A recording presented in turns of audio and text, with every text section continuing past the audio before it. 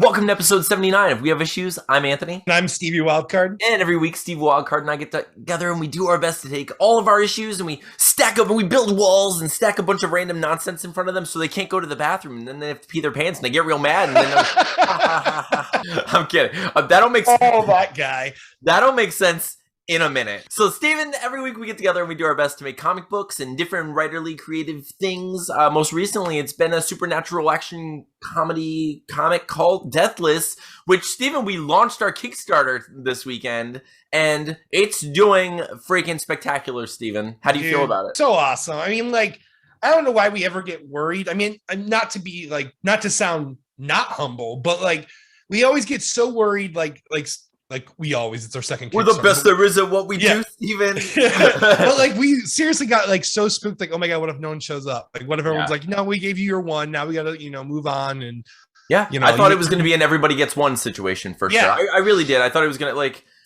I'm sure anyone who's ever launched any sort of book or like creative endeavor, it's like you always have that like fear of the sophomore slump, where it's like whatever the second thing is that you release kind of like dips in popularity, it dips in quality and seemingly, and it dips in like favorability among the fans that you've amassed, so I'm just like, crap, I don't want that. And like, what if they abandon us and they don't care about anything we make, and what if they hate me? And like, dude, I was going through that a little bit, and I was just like, I was starting to have some of those doubts, although I personally love this book. It's just that it's not as directly emotional and personal and as our first book. You're probably just not as connected to it because of that. Like, you are connected to it, it's your piece of fiction, but there's not that personal attachment to it as much as there was with Play It Again. But you know what we're doing though? It's not going to be that. We're Coheed and Cambria in this, and this is our In Keeping Secrets of Silent Earth 3. Absolutely. And then we're going to follow up with a good Apollo Volume 1 and a Volume 2. Absolutely, dude, I totally agree. I mean, that's what I've been always saying to you, where I was like, I feel like Deathless is our thing. Like, I think that I feel like Play It Again, like, I am amazed at how successful that book was. I've always felt that Deathless was going to be the thing that people were going to see and actually really appreciate and enjoy, and like, because it's slightly more conventional than Play It Again, but it's also it's really unique and it's interesting and it's fun, and so it's a lot more fun and it's funny. So I'm really excited for people to read it. But dude, for those of you who don't know, this weekend Steve and I went to our very first comic book convention. We went to the Southwest Florida Comic-Con. We had a table. We were table number 50 between two amazing people, which two amazing groups, and we'll talk about them. But Steven, our first experience at Comic-Con, we got there. Within an hour or so of getting there, I thought, Steven, what if we just launched while we're here and just see how it goes? And then the internet was bad. The internet was so bad, and I was like, maybe this is a bad omen, Steven. Maybe we're going to fail. Maybe this is just the universe telling us that everything is going to go to hell. But then a couple of nice people gave us the access code to the hotel's Wi-Fi, and we were like, haha, we have this forever now. So we got their access code. We got on the internet. I launched the Kickstarter. I told a couple of people it was like, I didn't make like a big fanfare situation. I was just like, oh, we're doing it. Just kind of jumped, like dove in, just cannonballed into that water. And Steven, within a couple of hours, we were 100% funded on our second Kickstarter campaign. So which Deathless, insane.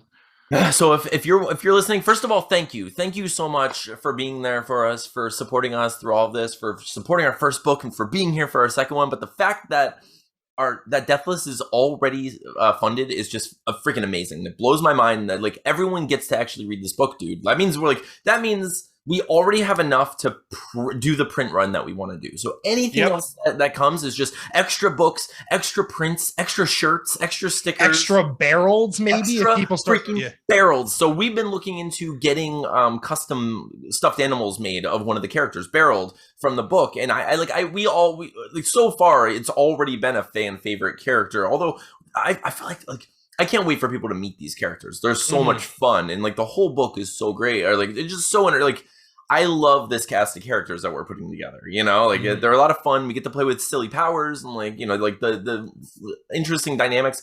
But admittedly, Barreled is freaking like the cool. Like he's my favorite too. Like, who's not gonna love a gigantic unicorn monster teddy bear? You know, like he's adorable and amazing. So we're looking into making custom stuffed Barrels for people. It is one of the rewards on the Kickstarter, but it's super expensive on the Kickstarter, unfortunately, because we've yet to find a really reasonable way to exactly them.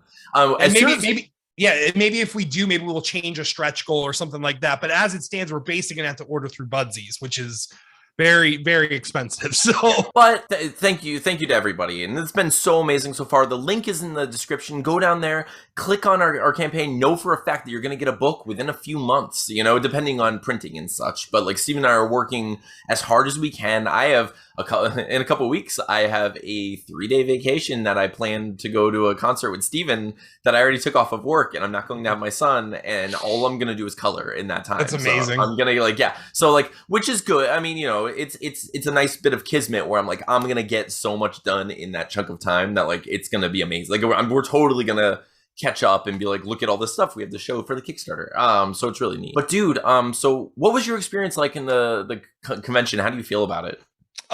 First of all, it was like the camaraderie for the most part. Obviously, we have. No! Skip over the fact that you forgot the tape, Steven. Steven goes to Walmart, buys frames for posters, gets posters printed, gets his square reader so he can run cards, but he forgets the damn duct tape, and it's the end of the world. It was the end. It really was. Though. No, I mean, we couldn't hang the frames because the little easels I bought would not hold the posters up. So, one of the posters is right there behind Anthony right now. Yeah. So. Like hilariously, I mean, very kind of Steven, of course, because you know we're best friends. He was like, "I'm going to Walmart. I have to get this stuff. Is there anything we need? What do we need?" So I was like, "We need duct tape." I was like, "I don't know why." Now I'm a person who previously in Anthony's life, I have made costumes and all kinds of stuff with just cardboard and duct tape. I feel like you can do anything with cardboard and duct tape. So I was like, we might need duct tape. I don't know why, but we might have to hang something. What if the tablecloth doesn't stay, it keeps slipping? We need duct tape. I don't have it. I'd like some. And so you're like, yeah, of course, I got it. So you get these tabletop easels, you printed up this stuff. I was like, yes, this is awesome. Did you get the tape? And you're like, why would I get the tape, bro? That's stupid. Screw that noise. Screw that noise. All they had was frog tape, dude. So I mean. It's a slippery. So we get there, we set up our stuff. I'll post pictures of like our setup, which by the way, I'm super proud of. I think that for our first convention and what we had going on, I think it looked really great. I was really proud of us when I saw the picture of us, and I was just like, oh, that we actually look like we have an established table and it's nice. So we set up the tablecloth, which was the cool banner of our logo and everything. And we put our books out. We put everything up. Steven goes to put up these beautiful prints, by the way. They look gorgeous, and I can't wait. Like, we should make posters of these for people once they actually care enough about Deathless and, like, want these posters. They will. I believe it. But, dude, so Steven goes to put these up, and the tabletop easels basically crumble. Walmart like, literally broke in half. Like, yeah. Yeah, one of them broke in half. Like the tabletop easels from Walmart are not made to do anything but look good, and they don't even do that.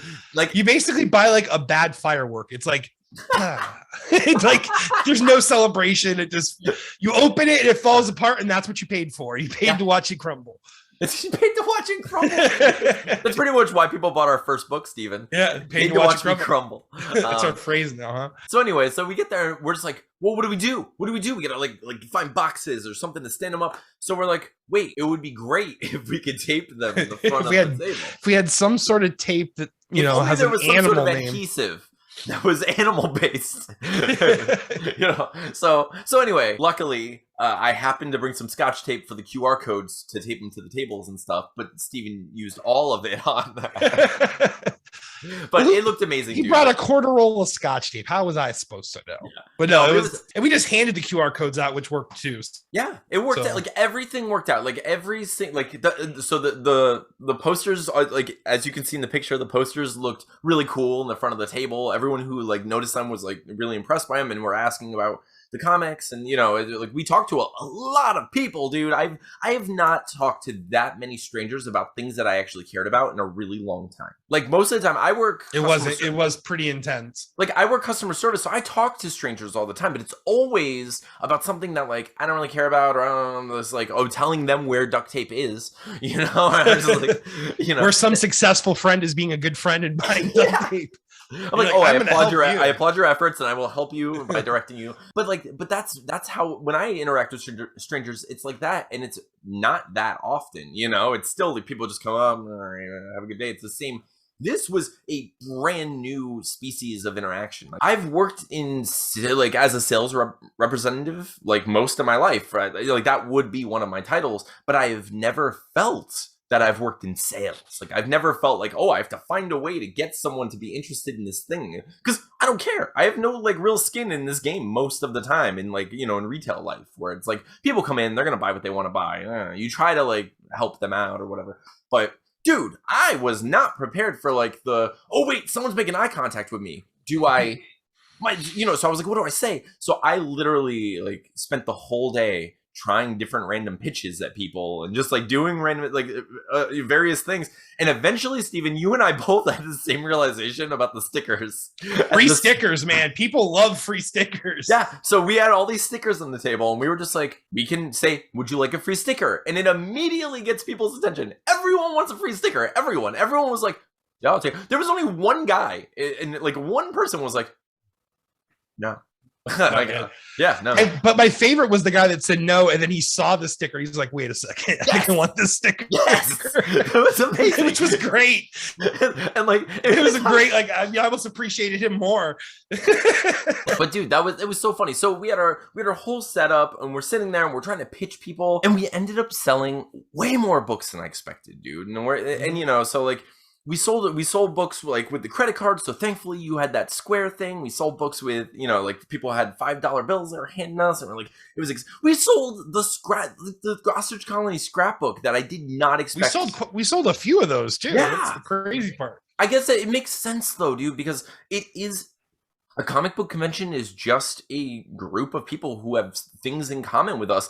I like that sort of thing. That's why we published it. It's like, I like seeing like the failures, or like the making of, or like I have like, what is it, Eric Powell's like first attempts at making Goon, the Goon comics, where it's like you see like the roughs, and it's all rough and sketch and weird, and like I love seeing that evolution. I love all that stuff. So I guess other people do too, so it's really neat. I didn't expect it though. Totally, like it was weird. But yeah, I don't know, aside from that, so we got to our table, and we're in the center of this room. Like we had I loved like where our table was located. I thought it was just perfect. Like, as like just in the whole rectangle in the main room. It was a really nice location. But Steven, there was no exit somehow.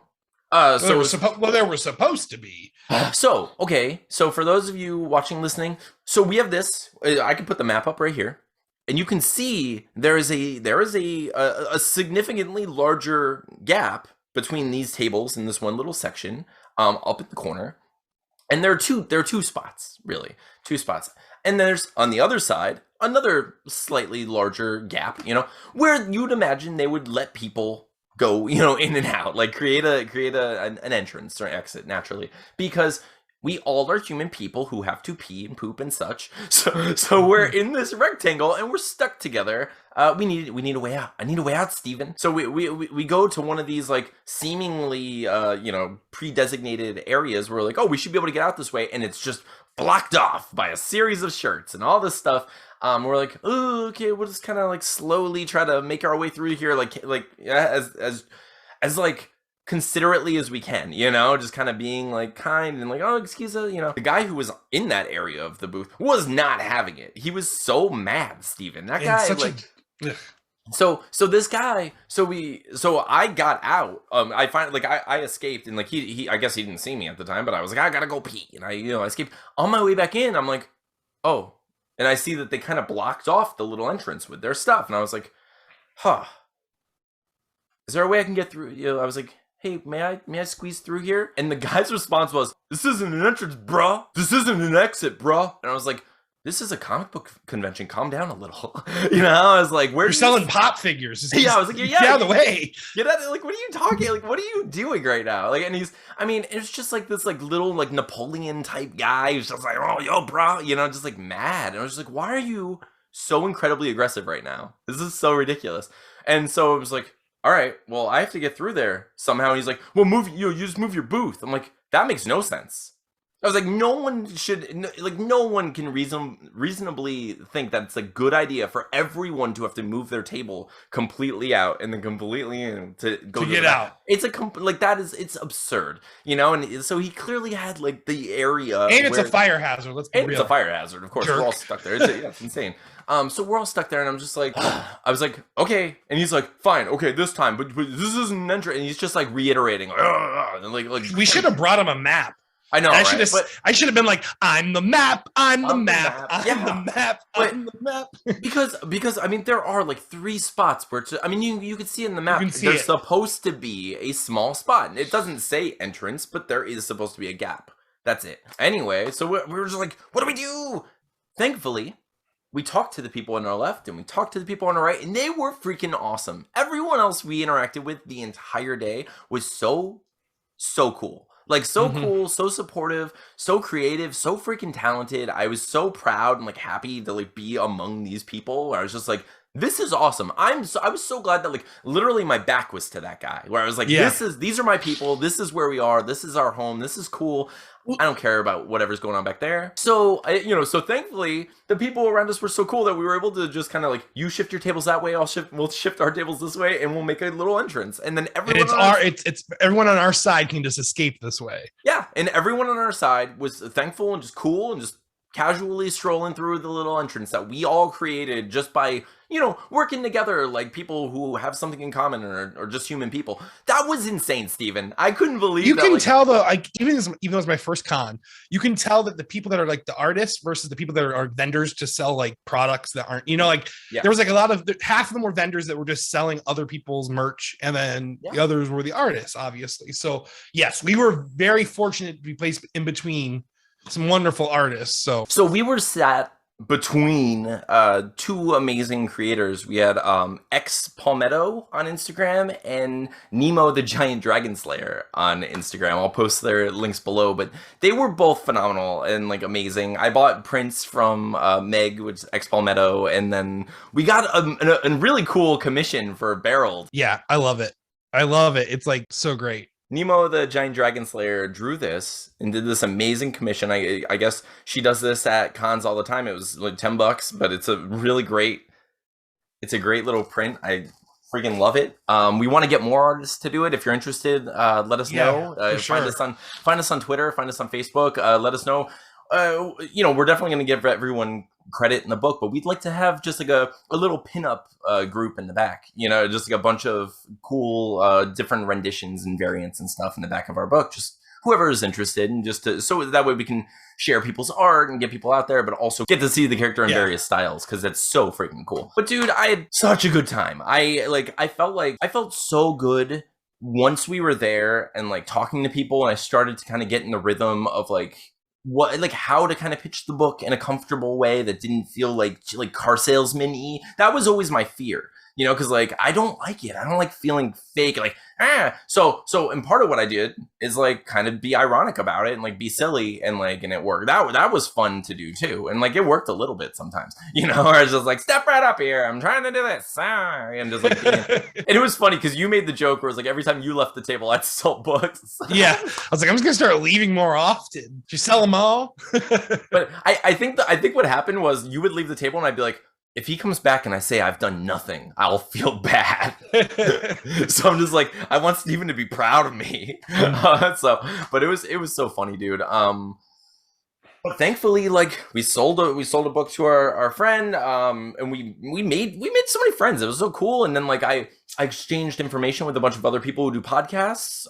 So hopefully we'll have some of them on our show, or we'll be on their show, or we'll just exchange promos and that sort of thing. I don't know, but it's really neat. It's I know we gained a bunch of subscribers during the con, which was great. Welcome to our show. I freaking love it, dude. Okay, we met Edwin this weekend, Steven. which was amazing. Steven, I was so excited to meet Edwin. So we were sat next to complete strangers and made friends, right? And then in the convention, just through a little corridor, it was like do do do do do do do, and then our friend Edwin's there. He's just hanging out next to Scout Comics. Let me tell you, dude. So the first time I left you, I went looking for Edwin. I was like, I want to go meet this guy because like we became friends on Twitter. We've been kind of communicating back and forth. He's a really cool dude. We really get along, and like he supports us, we support him. We really like each other. So I was like, I'm gonna go like meet him in person. I can't wait. I'm gonna go meet Edwin. I get over to him, and this guy is literally selling our podcast to someone. Like, so wonderful. I turn the corner and he's like, oh, and I hear him saying like, yeah, we have issues. They talk about comics and they talk about it. And he's like pitching our podcast to a total stranger. And as I turn the corner, he's like, oh yeah, no, this is him, one of the guys right now. And I was like, oh my gosh, I can't believe you're literally talking about our podcast. Just like, he's so great. Like you never find it. You're never gonna see in the wild someone helping you and supporting you and selling your stuff while they have an opportunity to be selling their own books. That was amazing. I was just like, that was the coolest thing I could have, like, I never would have expected that. But Edwin was so cool. And he bought us beer and it was wonderful. Yeah. So, and then afterward, we got beer, we got food, we all hung out, and like Meg came with us. We took a bunch of pictures, and like, I'll here are the pictures of our group. And like, dude, I don't have a lot of pictures where I like, I'm smiling and look happy, Steven, but I look like I'm pretty happy in these pictures because like I naturally was pretty happy that day. Like it was a great day overall. I mean, and I just went for the girlfriend look. I put my hair up and put my glasses on. I didn't even. I should have done my hair. Is what I'm saying. I should have done something, but I digress. I looked fine. I was fine. Even you were tired. It was a whole ordeal, dude. It was also pretty amazing that like our kids came by. Tina came by. Tina came by. It was amazing. My girlfriend came by, and Emilio came by, and just so happened to meet my father at the convention, who, by the way, my father got to come by and see me tabling at a comic book convention. It was just like, that's a cool thing where I'm just like, oh, he never, like, because he, like, people don't know what we're doing or how much work goes into this stuff that we're doing, but then when you see, like, oh, here you are sitting among all these people selling books, and then he was like, afterward, he was like, did you sell, like 3 books? You sell, like, 5 books? I was like, more, and then I got to tell him about and then I got to tell him about the Kickstarter, and I was just like, holy crap. I'm like, yeah, this is a real thing that we're doing. On to something good, sir. Yeah. And it's so like, and it's happening, and it's freaking meaningful, and it's like, and I feel it, Steven, in my bones. But there were so many good things, and it was really cool to just like feel all that support from people, and like have like Tina brought us food, and then like it's just so sweet, and just the whole experience was great.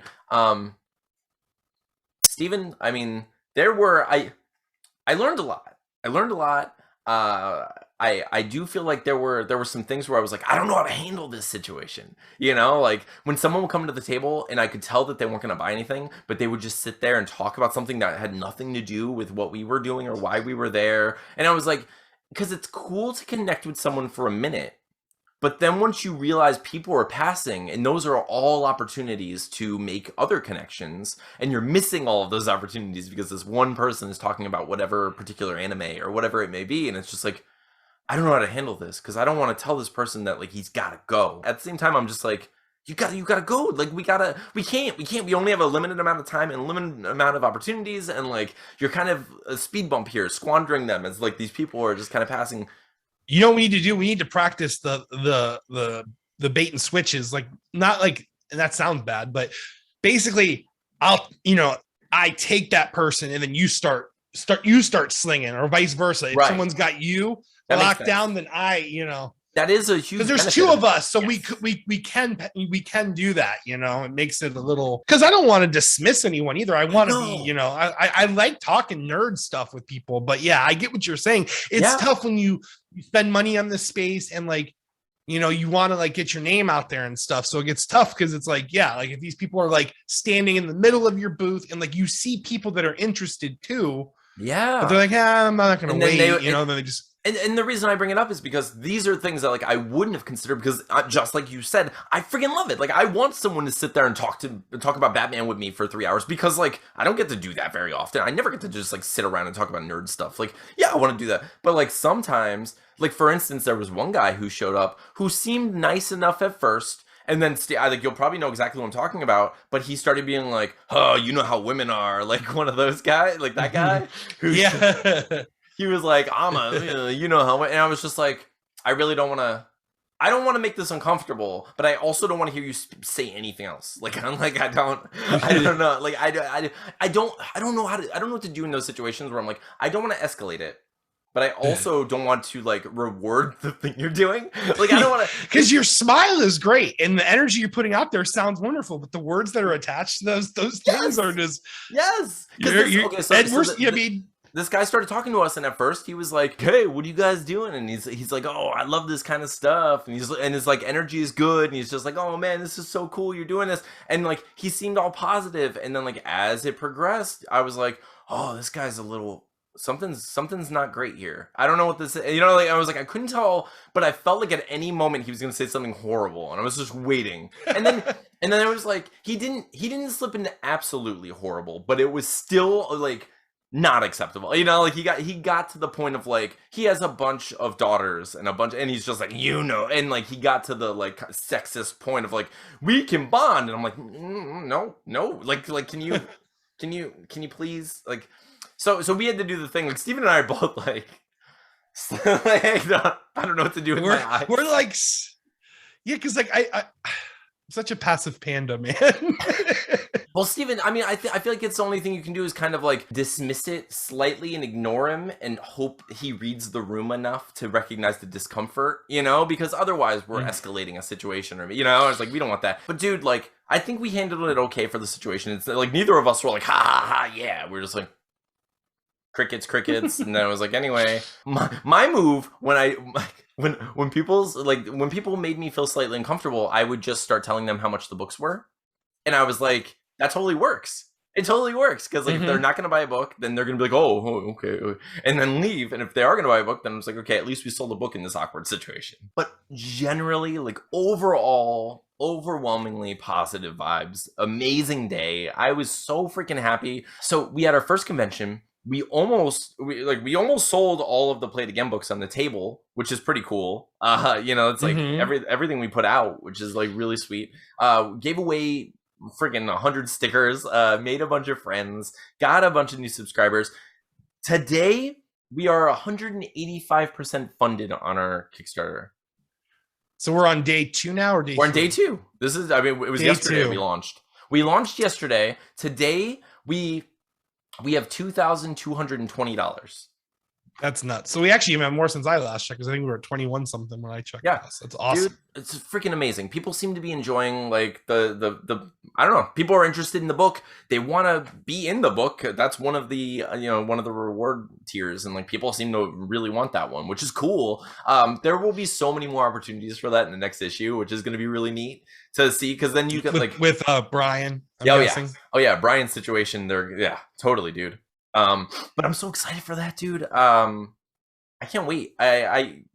What was it like for you? Because you did a lot of drawings, and I realized like people really liked your drawings. So, which I was like, I wasn't really feeling myself yesterday either. You know, like sometimes you have those art days where you're just like, man, everything I'm doing is crap. Like I just feel like crap. But like people were digging the sketches. So what we started doing was I just like kept sketching, and Anthony just kept putting them in the little jack-o'-lantern, and then like Steven. Hang on. Steven would sketch something, rip it out haphazardly, and I would very carefully origami the edges. 88%. That was my 88%. That was his 88% contribution. That was my guy. And then I very carefully, without creasing them, bent the paper slightly to fit them into the very pretty green jack-o'-lantern that you'll probably see in the picture. But yeah, Steven, that was amazing. And I was glad we did that. Like I almost didn't bring that jack-o'-lantern, but it totally worked out, and people really. I think a couple issues got sold because of that concept. Like, I get a free sketch too. And then I'm like, okay. So we learned, like, first of all, obvious, people like free stuff. They like free stickers. They like free sketches. And we're gonna bring so many free stickers at the next. We're gonna bring so many free stickers to the next comic. Like, and I'm gonna look into next time we print. I'm gonna look into putting the address or QR code or QR code on the back of the sticker to the paper part. Yeah. Yeah, because I know you can advertise on those paper parts for a reasonable price, and I think I'm gonna look into doing that because I think it'll help us a lot. Because a lot of people were asking, like, a lot of people would take the sticker while we're talking to them about a podcast, and they're like, "What's the podcast called?" And we're like, "You're holding it. You're holding it. Like, that's it." And like, people love like the double entendre. Like, "Oh, we have issues. We have issues too." And like, we heard, I have issues. Don't we all have issues all day? Which is great because that's the point of the podcast. Like, yes, the brand works basically. It was like, test proven. This brand works. Absolutely, dude. It totally reinforced it. And I was just like, yeah, people, you will like our pod. Like, you'll like the show. Like, most of the time, you'll like the show. Sometimes, and I don't know, but like, you'll like the show most of the time. But dude, I like giving away free stuff. People love prints, dude. Like, I see, like, our neighbors were both selling prints, and people were stopping like crazy to check out their stuff. Admittedly, both are like fantastic artists, and like, thankful. Like, I'm thankful that people care to see that kind of stuff. But you and I both have prints that we could sell, and now, thanks to the people at the con, we have a cool source of printing the prints for a relatively cheap price, like a reasonable price. So I actually found a website that prints holographics for $250 for an 11x17. So there you go. Yeah. So then, like, dude, so next convention, which is going to be this year, we're going to do the same one. We're going to do it. We're going to have Play It Again. We're going to have Deathless, at least issue 1. And we're going to sell a bunch of prints and give away free stickers. And dude, it's going to be amazing. Like, I feel like this was such a great learning experience. And we're only going to have more stuff that people want to like gain, greater potential of people wanting to stop at our booth. So it's really cool. Like, it's really nice to know that like our first experience, although great, was probably going to be our least successful experience. Like, like that's like, hopefully, I guess that's always the hope, but like, it does feel that way because I think that everything we learned will really benefit us in our next convention. I think it's like the investment, just like what anyone does, like when someone invests in a stock or invests in anything, it's like that small investment, like $5. These guys could go nowhere, or these guys could go somewhere. And I have this sketch from a comic, the first Comic Con that, what I'm saying? It's one of those, it's like, it's basically a lotto ticket, like not like to like pat our backs, but that's basically what it is. Like it could pay out for you, and it's worth the $5 risk basically. So, and then hopefully they read the story and realize it's actually all good too. It's not just, and that's the hope. And that's kind of like the faith I feel like we have to have going through this, like if anyone's gonna believe in it, it has to be us, right? Like, it has to start with us at the very least. And like, I'm at no point will you ever catch me saying anything negative about Deathless, you know what I mean? Or Play It Again. Like, I think these books do have potential, and I think the only concern I ever have, or like fear or apprehension, is just like that the audience won't be as general, or it's like or like that it's not necessarily as sad, so we don't have that like that connection with people. So it's like, oh man, we're probably going to get more 1-star, or like mediocre reviews from people who just simply don't like this kind of thing, because they don't feel that guilt of like, oh, that was his life, I can't give him 3 stars. You know what I mean? So it's like that safety net of like the personality, like the personal story is like just gone. So it's a little more abstract, and like, but all that personal stuff is still there. The story is still about overcoming insecurity and overcoming like the negative voice in your head. It's telling you that you should do terrible things, or just shouldn't do or that you can't do the thing.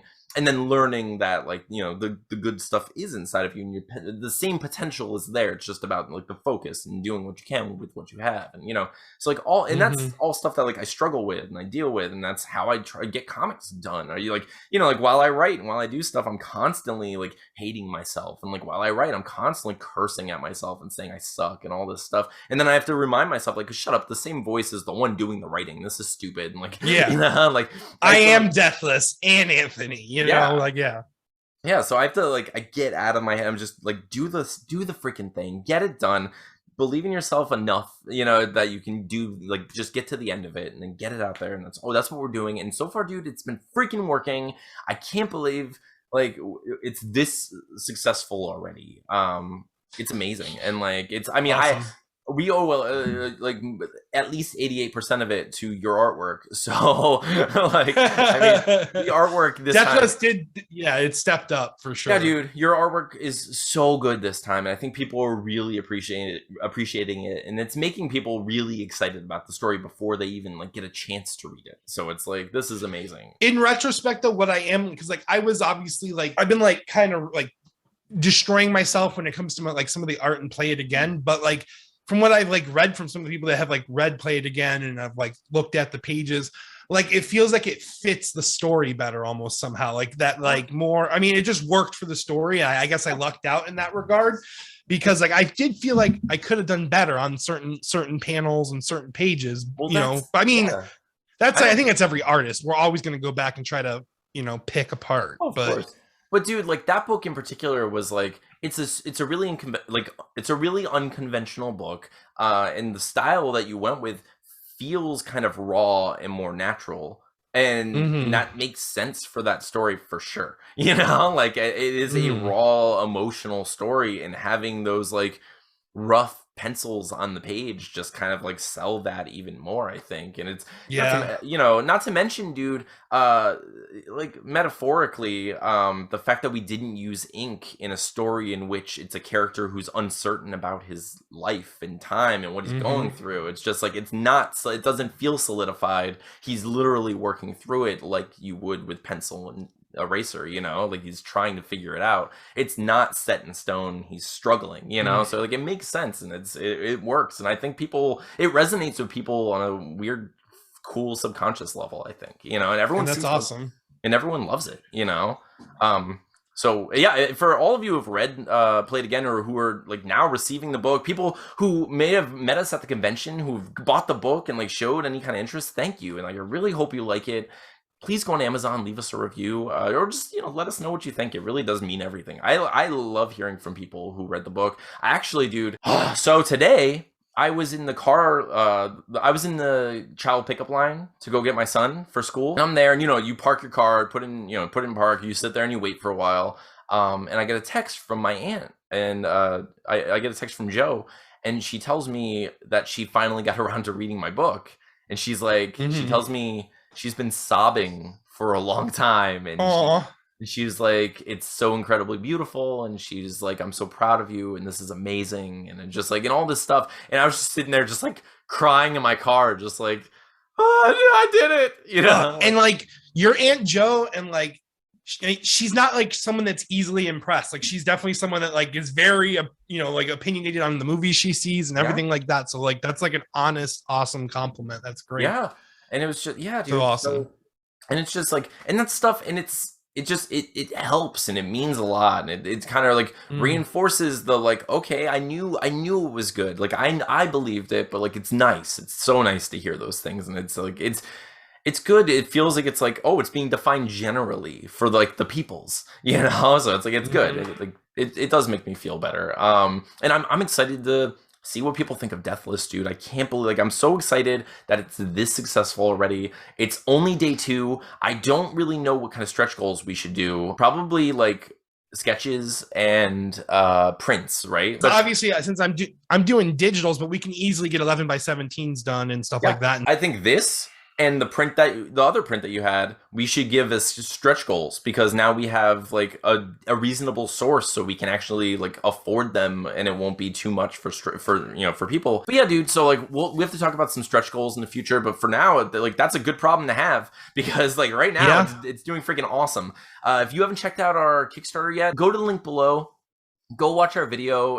We actually posted our entire attempt at making the video on our channel, which I think was pretty funny. I initially released it for the Patreon supporters, but I released it now that the Kickstarter is actually live, so everyone can see it and see that like it kind of sounds crisp and nice in the pitch. on the Kickstarter, but when you see like what we went through to actually record that, but it all was useful, you know what I mean? So like it was really cool. Like everything we recorded had some kind of purpose and totally like made sense, and it formed the entire Kickstarter page overall. Yeah, basically. Exactly. Yeah, dude, and it all came together, and like people are supporting us. The Cavalry is coming, and they're here for us, and like we're already almost 200% funded. And I freaking love it, dude, and it's so amazing. If you're interested in this book at all, if you were someone who voted on the idea or just want to support us, go to the Kickstarter link below, back us at any amount, and you get a book. Of course, we'll give you the PDF at the very least. Everyone's going to get a digital copy once this thing comes out, but even the physical copies are relatively inexpensive, and we're just trying to get the book out to as many people as we can, and we want to just keep going, dude, because so far it's been great, and I think everyone's gonna love this book. Did you have anything else you wanted to say this week? I know you're not feeling great. No. Thank you all so much for supporting us. It's been an amazing couple of years. We Have Issues has been an incredible thing that I do weekly. Like, I love you, Anthony, and I'm glad we're doing something with our lives, and I think it's gonna amount to a lot of awesome things. So yeah. I appreciate each and every one of you that supports us. Like, you give us like purpose outside of our 9-to-5s, outside of our, you give us identity basically. And I'm just thankful to you all. I love you too, Stephen. This has been amazing. I don't even like, I don't know what to do with myself anymore. I'm just like, this is so cool. And I feel weird like sharing it and being like, oh, again, like look at our book, because now I'm like, oh, we were successful, but it was like, it's only day 2. I'm not gonna not share this Kickstarter. I do want everyone to read our book, like everyone who makes anything, like you want people to like enjoy the thing you're making. That's part of it. We're mostly making it for us. It's a book that we want to make. It's the kind of story that we want to see in the world. But like, of course we want there to be, we want people to enjoy it. Like, why else are we here? So we're building a community. We want an ostrich colony. We want people to read this book, and we want to read your books. Talk to us. But Stephen, before we go, what are you going to do this week? I'm going to finish the villain splash page that I got started, and then probably move on to finish page 12 and then start 13, which is crazy. Yeah, dude. So this week I'm going to focus on the Kickstarter, trying to like get people like hyped about that. I'm going to try to color 2 pages as best I can, and we're doing it, dude. Like, this has been like the most successful week of like the last 2 years so far, and it just keeps getting better and better. It's like, it's been amazing. But thank you all for listening. Thank you for watching. If you're only listening on one of the various podcasting apps, go join us on YouTube at youtube.com/wehaveissuespodcast. Just hit subscribe. Even if you aren't going to watch the video and you only listen, hitting subscribe will really help us and support us in like our goal toward like the eventual taking over YouTube, which is like super slow coming, Steven. It's like real hard to climb up this YouTube mountain, but we're getting there. Jake Paul, we need you. Yeah, right. I think it's the first time anyone has ever said that. But No, but it's crazy. It's happening. Like, it's just, whatever. It's a slow roll, but like we're successful in so many ways. So it's like I'm not gonna like shake my fist at YouTube. I'm shaking my fist, Steven. We're gonna get him. No, but thank you all for listening. Thank you for being here for us. Thank you for all of your support and your congratulations and all of your kindness. Let us know if you have a Kickstarter going on, so we can kind of do like a tandem, like a promotional like swap thing. Maybe we can talk about yours on the show. Maybe we'll talk about ours in your show or whatever. Let us know like how we can help you. And we are trying to make a community here. So it's great to hear from all of you. We appreciate all of you, and we will see you next week. Thank you. This has been episode 79 of We Have Issues. I'm Anthony. I'm Stevie Wildcard. See you next time.